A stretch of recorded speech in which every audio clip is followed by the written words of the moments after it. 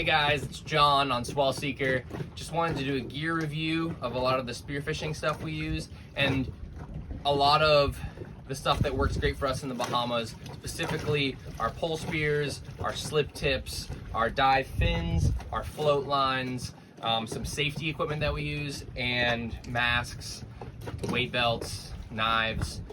We're gonna kind of go into everything, so here we go. There's a couple different manufacturers of pole spears that we've used.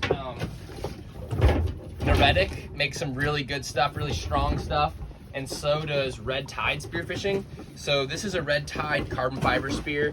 One thing I just want to say is I tend to shoot the biggest pole spear I can because you never know when you're gonna run across a 60-pound black grouper when you expected to shoot a 5-pound, mangrove snapper. So I often overgear myself, and even then, some of the biggest spears I've broken and bent. So I don't feel like you can go too big as long as you're comfortable like wielding it, and that just takes some practice. But my wife, Ray, she uses a little bit smaller spear. This carbon fiber weighs a little bit less than aluminum, so it's more nimble, but it also doesn't have that penetration power that a lot of people want. Just to break down the different parts, injector rod, then you have, this is a 2-part carbon fiber spear, and you can actually add a 3rd part so it becomes even longer. I think this is a 9-foot, it'll go to like 11-foot. This is a roller pole spear. So we have a roller here, the band is actually attached here, and then when you go to load it, when you let go, it'll shoot forward. The other option is just a standard spear where the band itself is just tied here. The issue with that is, and the reason we like the rollers personally, is the last foot is not in, there's no tension on that. So when you use, your band stretch is much less. This has a little bit more time to get up to speed, and it continues the speed all the way to the end. So effectively your shooting range is maximized with this pole spear. One thing that we have been doing, and there's a little story that goes with this, is I've been adding these little tails of band material. It's pretty much a little mini float line that's not gonna get tangled, which is important because you don't wanna get tangled in your gear. But the first day I ever put this on, I was like, you know what, I'm gonna try it. We were shooting in some pretty big caverns for some snapper, and we ended up shooting a dog snapper that was around, I think it was 16 pounds. So it was a pretty big snapper. But on my first shot, I couldn't get him out of the hole, really out of this cavern.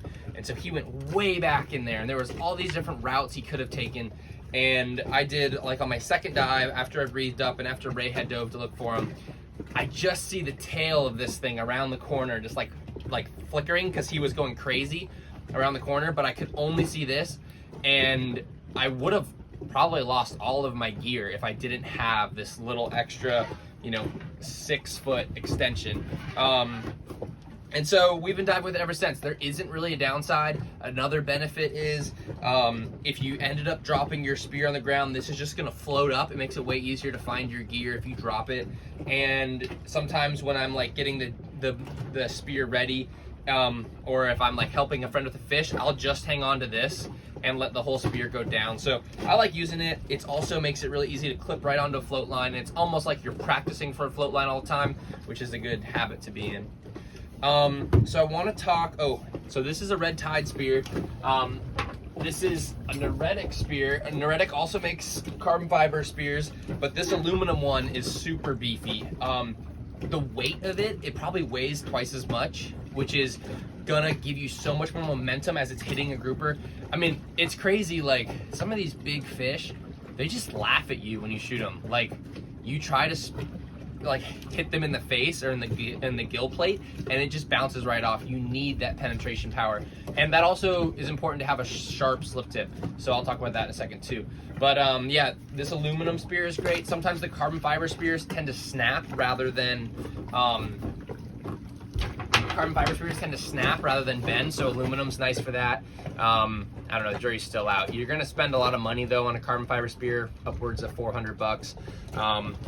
And I would say, like, you should always have spares, especially if you're doing a long trip to the Bahamas. I mean, we snapped the spear last week on this black grouper here, and the last year we were here, we lost 2 pole spears. That was actually due to not losing on fish, just it fell off the boat. But now pretty much every time we go diving, we bring a spare with us because it happens at the worst times. You shoot a big fish, it breaks your gear, then somebody else shoots the fish and it's stuck in a hole.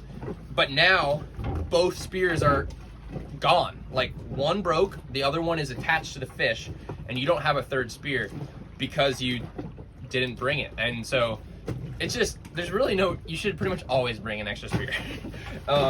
Okay, I want to talk about slip tips. So, well, this is just a little Plano tackle box. It's completely water sealed. This sits in the bottom of our dinghy. It has a lot of spares, and as far as slip tips go, they are it's so important to have spares of those, and important to have spares of your injector rods, which is the last 18 inches. But I wanted to show you, this is a slip tip with the Dyneema line, which I've enjoyed using, and this is like the way I like to do it. But then this is a slip tip that comes with, this is how most slip tips come out of the box. So they're gonna use steel wire, which is super abrasion resistant, super strong, and then you're gonna use crimps and crimps here. The issue with this is there's no way you can cut this while underwater. You're gonna, and several times I've had, you know, at depth, at like 30, 40 feet down, my fish has gone in a hole around a corner, and there's no way it's going back in the same way. These grouper can fit in a hole. A grouper that size can fit in a hole like this big. Good luck turning that fish around and pushing him back out the way he came. You are gonna have to at some point cut this line, and honestly, the steel is not the answer. So what I do is tie all of my slip tips with the Dyneema. I just do a Boland here, then we have about 10 inches, and there's a small magnet, which Red Tide sells these, and I really like them. Downside to these is they only last like a week in the salt water before they corrode and break. I was thinking about painting them. I don't know what the answer is, but, and then I just do another Dyneema. Let me show you how I rig it, because that's important.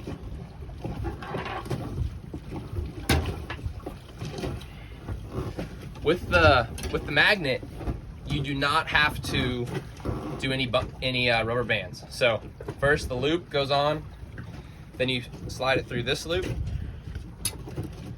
and back to the top.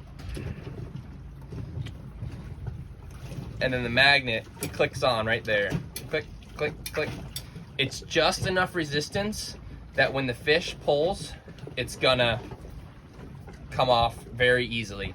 I've had times where I've maybe had too strong a rubber band on here, and when it shoots through the fish, this doesn't come off. And when that doesn't come off, like, it's the worst. You shoot the fish, super great shot, all the way through to here, and then it just slides right off the slip tip again, and you watch it just go away. So I think that the magnet is a great option. And on this black grouper here, he was like 25 pounds. He got wrapped up in so many places that twice on the same spot, same fish, we had to cut our slip tip line because it was so tangled, and there was really no way we were going to get him back out the way he came. So that just proved to me that day, because this is the first season we've switched to Dyneema, but last season I had an issue where I couldn't get it off, and I ended up leaving a slip tip down at the bottom because I almost lost all my gear. But anyway, being able to cut it is super important. Let me take this down. Another thing on the dinghy, and I would just say in general, I always have one of these up my sleeve in my wetsuit, or I have a small pocket in my Noretic wetsuit. But it's just an old rubber band material. Slide it on the tip. You want to keep these super sharp, so that's another reason why I pretty much I have spares. Like, here's another one, and it's not uncommon for me in one day of spearing to use like 2 or 3 different slip tips because I've either broken them, lost them on fish, or had to retie them. I keep 2 extra I keep extra band material with me. It's the worst. You can show up at a sweet spot and then pull back your band and have it snap on the first drop. And then I also keep a spare CO2 cartridge. I'll talk about that later, but CO2 cartridge is used for my safety life jacket that I wear. Okay, so let's talk fins. Actually, I'll talk fin bags. So this is an Aretic fin bag. I really love the design of this. It fits all of our gear for the, well, not all of our gear, but it fits our fins, our masks, our snorkels, and our gloves. And I can just always count on them always being there, and you know where they are, and that's important because it sucks to get to the spot and not have your left glove because you thought it was in that bucket and it wasn't. So from top to bottom, we just have these gloves in here. I'll show you this glove. I love these gloves. There's a lot of manufacturers of gloves. They all range between there's the garden glove, which actually is great in a pinch, but they're not gonna have as much protection, which are like $5 per pair. Then there's this, I would call this a mid-level glove, which is around 15 to 20. I think this is $20 a pair. These are Spear Pros. They have rubber on this side that's pretty grippy, and then I think it's a Kevlar cloth mixture. You will get spined on the back of your hand, but I've had good luck with these grabbing stuff. You can buy them on Amazon for like 25 bucks, but what I do like is the Velcro wrist. And so these are great. As far as a mask go, I like to dive with the GoPro mask. This is actually an Alien Action by Omer. It's a low volume mask. I like the blackout, and I have a very simple snorkel. I actually got this snorkel at a gas station like 6 years ago, and it does great. It doesn't have anything fancy up here. You don't need a valve. You don't need a valve down here. Just need simplicity. You don't want to be able to breathe through it, and sometimes those valves mess you up. One thing I wanted to say was the back of these. I really love this Velcroed attachment option. It doesn't get stuck in your hair. I set it to the right size. I can use it all year, all season without worrying about it changing shape or anything, and they just don't get tangled. They're comfortable, and that's what matters. Okay, so fins. So I've been using these Aretic carbon fiber fins. These are great fins. Their price point is really competitive, especially in the carbon fiber market. Now, I'll show you these Cressy's I have. These fins are amazing as well. These are plastic fins. These are Cressy Gara 2000 HF. They're about 120 bucks. You can get them at most dive shops and on Amazon. I've had these for honestly almost like eight years, I think, and they still work just like the day I bought them. I put some tape on the bottom because when I dive in bad viz, it's nice to be able to be seen. But these foot pockets are so comfortable. I never wear booties with them. They fit me really well. Sometimes I get blisters like the first couple of days of diving, but your feet get tough, and they are comfortable though. My feet never cramp. So these are around $130, $150, but then the carbons are gonna be around $350, and you're gonna pay, and they're a little more fragile. Like, I don't expect these to last me 10 years. It'd be sweet if they did, but I'm not expecting that.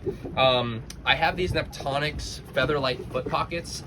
These are comfortable foot pockets. They work great for me. I wear size 10, 11, and they're true to size. I don't wear booties. Once again, I felt like booties are just another piece of equipment that I will forget, and then I'll be out of luck. So simplicity is better for me. Just wanted to talk carbon versus plastics. I would say that the carbon fins, if you were to put in 10 units of power, the carbon probably puts out 8 to 9 units back. They're so flexible that they really spring back into position, while the plastics might only put about 6 or 7 units backup power. So these are maybe 10% more efficient, the carbons, but these will get the job done. I've hit 100 feet on the plastic fins, and I've actually never hit 100 feet on the carbons, but I haven't tried. But it doesn't mean you can't dive deep and be safe and be efficient on these, but I think there's a little bit less strain on your ankles, a little bit less strain on your legs when you're using the plastics, or I'm sorry, when you're using the carbon, and that makes it more comfortable for me. My wife and I dive almost every day, so paying up for that was nice, but you don't have to. You can be just fine with these. These are awesome fins. I can't recommend these enough. These are probably, these fins have probably brought me the most joy per dollar that I've ever spent in my life. They introduced me to freediving. I've had some amazing trips on these. They've gone around the world with me. They've gone to Indonesia, they've gone to Puerto Rico, they've gone to Costa Rica, they've gone to Bali. I mean, they've gone everywhere, in the Bahamas, and they're great. So don't feel like you have to get carbon right off the bat. Learn how to dive first, get these to knock around. Your kids will use these when you're old. They're great. The next thing I want to talk about is wetsuits. I highly recommend a 2-piece open cell true spearfishing wetsuit when you are spearfishing. The wetsuits that are used for surfing just aren't as warm. The hood is super valuable. You lose about 20 to 30% of your heat through your head, and you're underwater when you're diving, and you're gonna get cold quicker than if you're surfing. So I don't wear a wetsuit when I surf in the Bahamas, but I have to wear a diving wetsuit. It'll keep you warm, keep you comfortable, and especially for you guys, buy your girlfriend, your wife, your significant other a wetsuit that she's comfortable, or she's gonna hate it. So be comfortable, get a good wetsuit. This is a 3.2. Actually, no, this is a 3 mil Noretic wetsuit. They're great. There's a lot of manufacturers that make wetsuits. I got this at a really good deal. They have really competitive prices at Noretic, and it's high quality stuff. I think this was 150 bucks, but most dive wetsuits are gonna be around 250, 300, 350, 400. But these are great. And I think that's all I have to say. Oh, the Noretic, they have a cool pocket on it, on this left hip right here. The pocket is great. You can put a light in there. I often put a spare slip tip, or I put my slip tip on it when I'm getting in and out of the dinghy so I don't poke the dinghy. But having good wetsuit is gonna make you comfortable. And when the water is about 74, 75, you still need one. Even though it's not that cold, you're gonna need one if you're diving for longer than 10 minutes. All right, weight belt. So I have a simple Cressy weight belt. It's rubber. I like how simple it is. Let me show you real quick.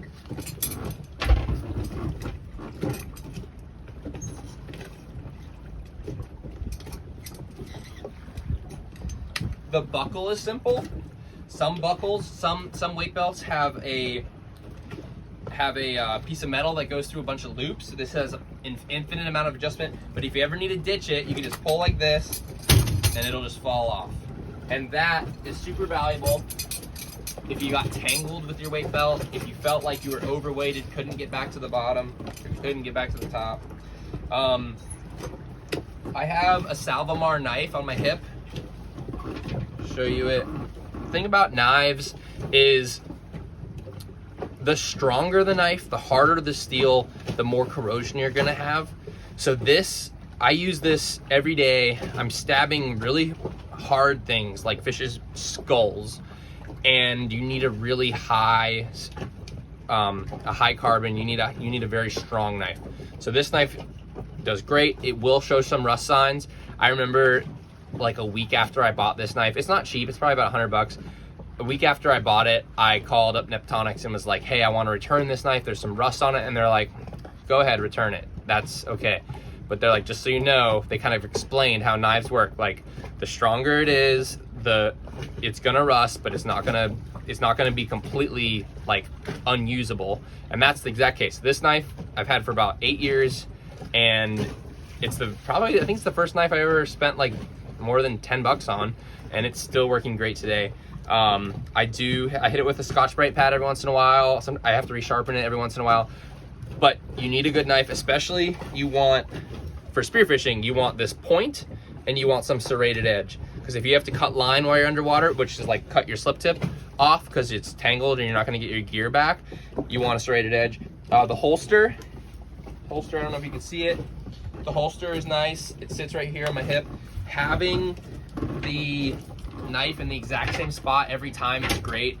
My goal in spearfishing is to go down, shoot the fish, get the fish subdued, and brain it before I even hit the surface. You're gonna have way less shark issues if you can dispatch that fish and kill it quickly.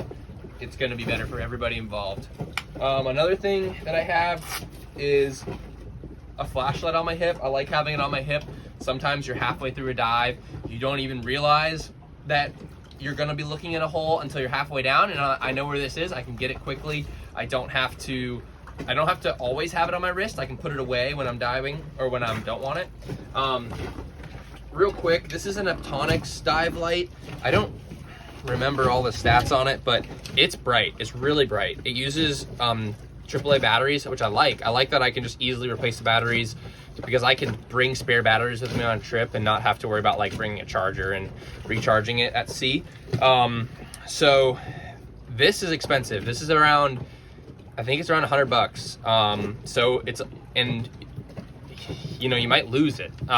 So it is an expensive knife, but it's worth, I think for me it's worth it because I take good care of it. I always have it on my hip, and it's nice to be able to see way back in those holes. But I also have about 5 of these, and these are great. These are great as well. There's just simple twist. They're yellow. They're easy to find on the bottom when you drop them. They work great, and they're cheap.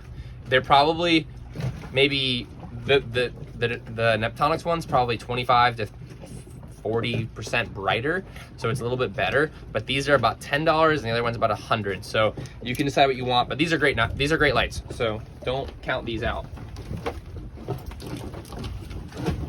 All right. Oh, float lines.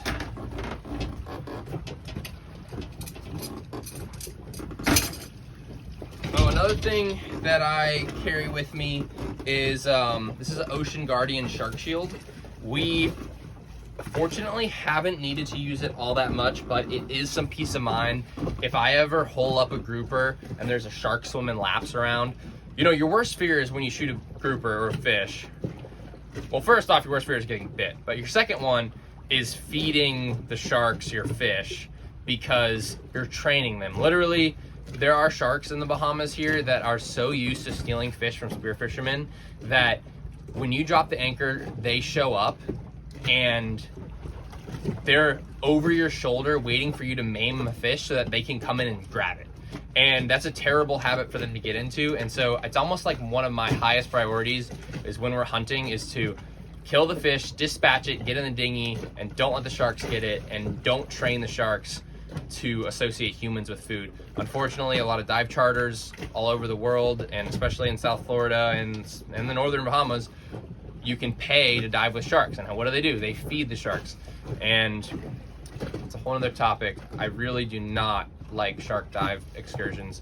But this shark shield is something I use to protect myself and also protect those apex predators from their own bad habits. And so what this does, it has a battery pack, it sets out an electrical impulse in the water, and it's pretty much like a little taser underwater. You will get shocked by it if you dive with it long enough. It's not a terrible, you know, it's not gonna like kill you, but you'll feel it. It'll be zapping you underwater. But effectively, it messes with the shark's ability to use their I forget what they're exact called, but they're receptors on their nose, and so that when they get within the radius that this is effective, they lose a little bit of sense of direction, and it's uncomfortable for them, so they dart away.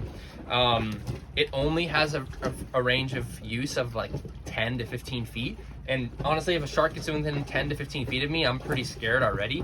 But I wear it on my ankle. The nice thing is, I will say, the probably the best use case is when a fish is up in a hole and you're up in the hole having to worry about it. and your ankles are dangling out with your fins, and you don't have the ability to look over your shoulder to see if a shark is approaching you from behind because you're busy doing other things. It's a little bit of peace of mind, and I think it's worth having, especially with the problems that we have with sharks here in the Bahamas. All right, float lines. So I use an Eptonics float. This is a pretty big float. This is for pelagic spearfishing. Like if you ever got into mahi or wahoo and you just wanted to be super prepared for anything big.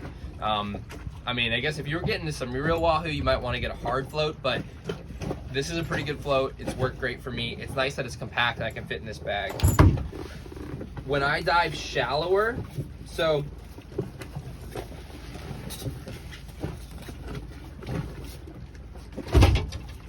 I use the big float if I'm diving deep pelagics, like 1,000 feet deep or like over 100 feet deep, like way out, or just in deep water. But I'll use just a little baby float if I'm in the cuts where maybe it's 50 feet deep, but I might see a big African pompano. Like I shot an AP last season that was probably, I don't know, 30 pounds, and it took me for a ride. The thing was powerful, but I was rigged up with a float, and I know if I would have shot it on without the float, I would have lost my fish, and or I would have fought it till the point of dangerous diving. And so having a float line allows you to let go of the spear, let the fish run, tire itself out, and this is the only thing that will be floating. But rather than it getting pulled down, because it's so shallow, it's just going to get pulled along the surface, and the visibility is so good here, we wouldn't have a hard time finding this. So I like to use a mini float when I'm diving less than 100 feet, but if I'm diving like over 100 feet, I'll use a bigger float to protect my gear. In my dinghy, I always love to bring this little, it's like a little ditch bag, EPIRB bag, first aid kit. So I just want to go over what's in here and show you guys. So actually, this is made by Yeti. It's called the Yeti Sidekick. It's got Velcro and then it's got a magnet, but it's very effective at being completely waterproof. They're kind of expensive, like I think 80 bucks or 60 to 80 bucks for this little guy.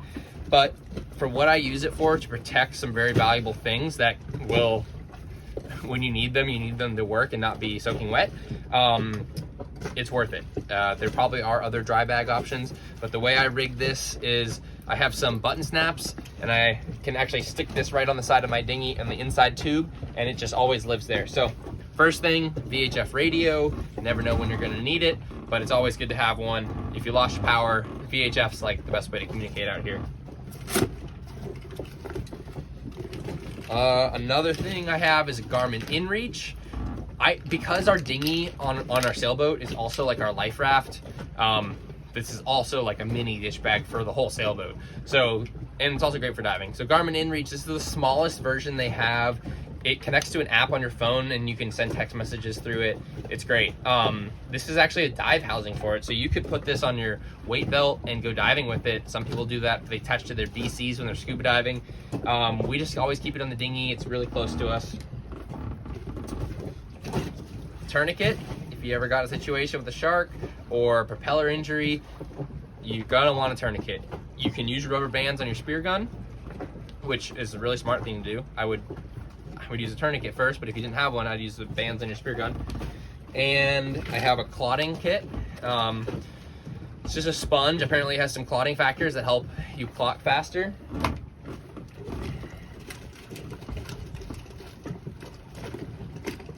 And then just a pocket knife, multi-tool, in case I need it, a screwdriver. A lot of things on the engine need a screwdriver.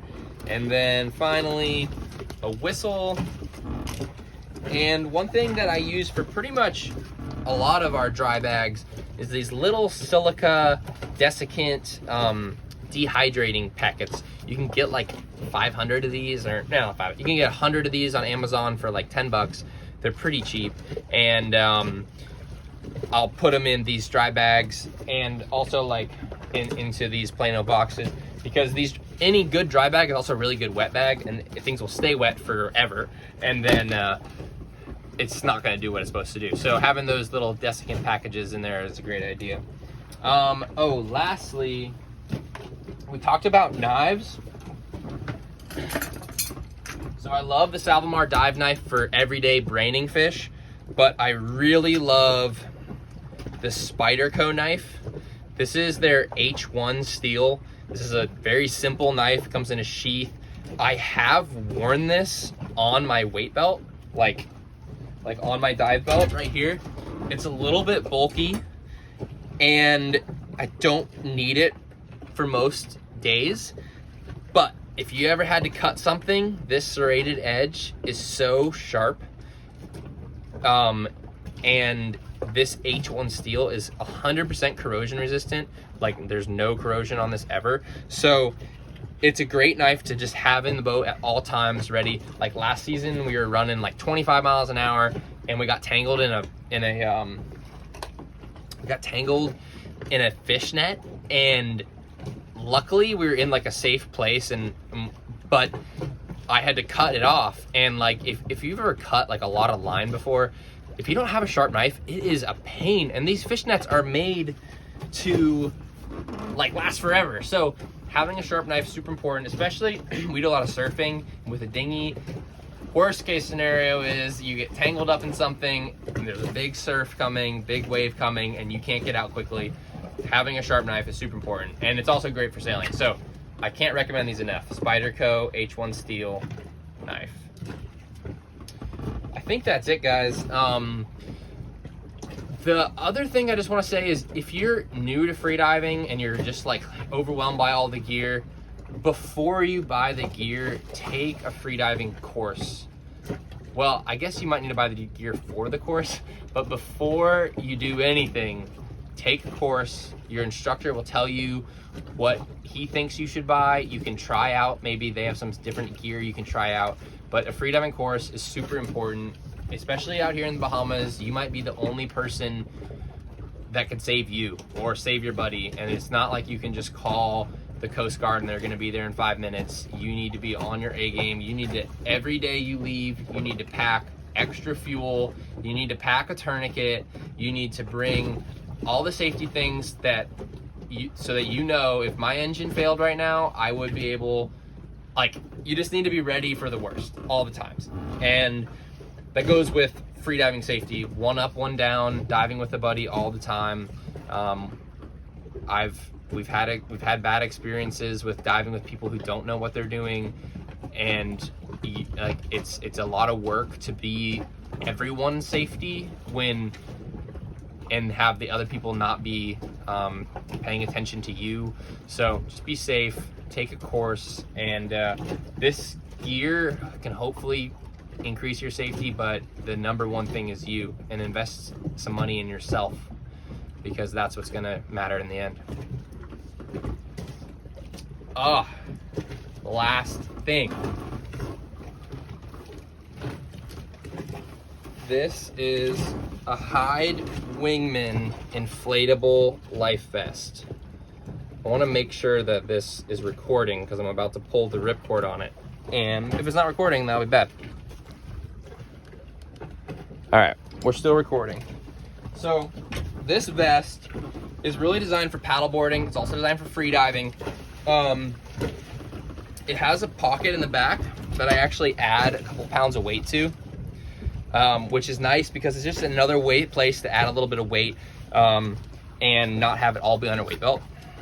But we wear these over top of our wetsuits, and the beauty of it is if you ever get a situation where you're too deep, fish is too big, you need help, or if you, God forbid, you lost your boat and you're out at sea, you can pull this ripcord and you will inflate. I've had instances where people have been unable to swim themselves, and you just rip it and they're floating at the surface, their head's above water. It just chills everything out, because if you're have somebody who's injured and unable to support their head above water, it is a lot of work as a freediver to keep them up above water. But if you just pull this,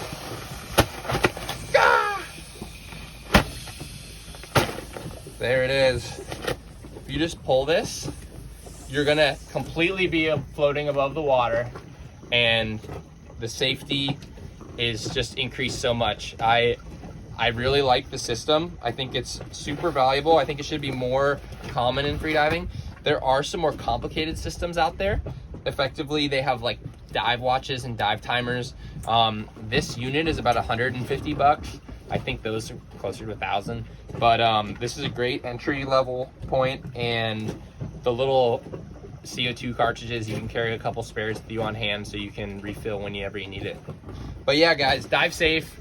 And I hope this is helpful for those looking to get new gear or get gear for the first time, and or just fine tune their stuff. The slip tips, using the Dyneema on the slip tip. Oh, I actually want to show you. This is what we use. It's a roll. It's 1.9 millimeters. Neptonic sells it. Aussie Reels also sells this line. It's very abrasion resistant. It's super strong, but it still can be cut pretty easily. And so it's a fine line. It's a balance between super strong, but still being able to be cut. Being able to be cut at 80 feet down when you're surrounded by sharks and you're trying to get out of there. It's nice to have the option. So cheers, guys. And subscribe, like, and hopefully you can follow our adventures for some more stuff.